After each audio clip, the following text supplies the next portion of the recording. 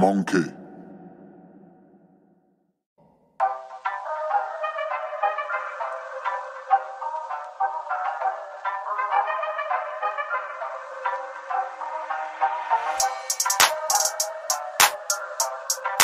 Before I get into why I believe the 60-40 split is clearly a reasonable deal, in favor of Fury, it's a great deal for Joshua and that his team shouldn't complain. I just want to mention that this time around, in terms of the negotiations, I genuinely believe that Tyson Fury and his team want this fight and that they are pushing for this fight. I often get worried and say, well, not worried, that's not the right word. I don't really care that much, but I'm often wary, I should say, of whether Fury is being genuine because he lies and manipulates people a lot. One day he'll say, I'll fight for 500 million, and then the next day he'll say, I'll fight Anthony Joshua for free.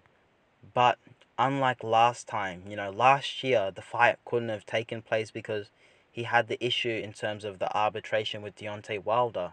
But now there's no arbitration going on.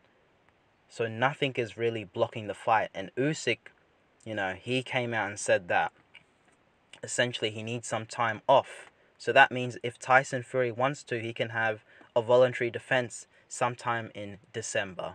So I just want to give a massive shout out or credit to Tyson Fury and his team for making, or trying to make, I should say, this big fight between him and Anthony Joshua. Now, the 60-40 split is more than reasonable. Tyson Fury is undefeated and has looked phenomenal in his past fights. Tyson Fury is a fighter who is extremely adaptable and he shows incredible heart. If you look at the Deontay Wilder trilogy fight, the guy was knocked down twice and he could have easily quit. Most fighters in that situation, I believe they probably would have quit, or they probably would have had, a lot of psychological issues and thought to themselves, oh, well, I've been knocked down twice, and they could let it get to them. No, Tyson Fury is extremely mentally tough. He bit down on his gum shield and he pushed Wilder back. He was leaning on Wilder. He was tagging Wilder with a lot of good straight shots. He was almost better than Wilder in every department, especially after the knockdown, which allowed him to obviously get the knockout in the 11th round. Going into the second Wilder fight, I would say most people were picking Deontay Wilder to win. They were saying he's a slight favorite, especially after the weigh-in. I feel like after the weigh-in, most people were saying, yeah, Wilder's going to win this. Going into the first fight, people favored Deontay Wilder because they thought to themselves, Tyson Fury, he's been very inactive. He's gained a lot of weight. He's lost it back, and he's had two, fights against low-quality opposition. Tyson Fury has proven people wrong time and time again, and continues to show that not only is he a technically good boxer, that he also has elite intangibles such as his mental strength and his self-belief and self-confidence.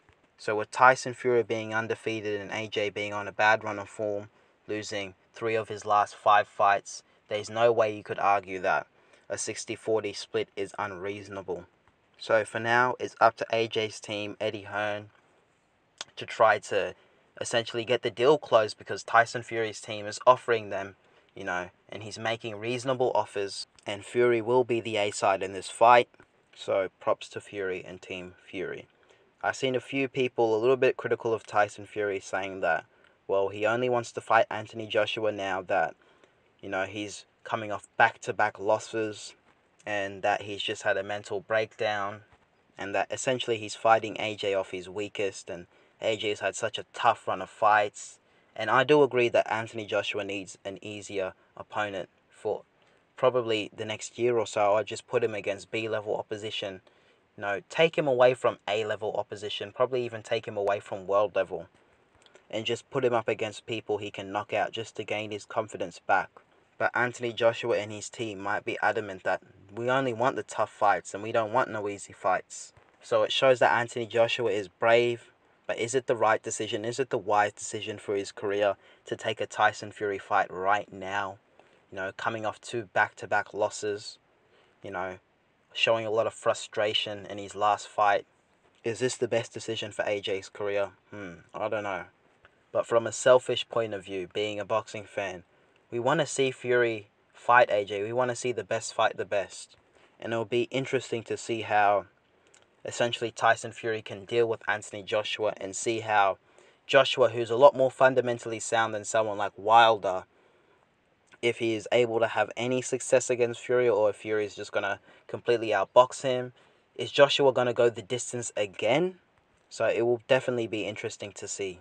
Right now, you would have to favor Fury. Fury does look like he's the best heavyweight in the world.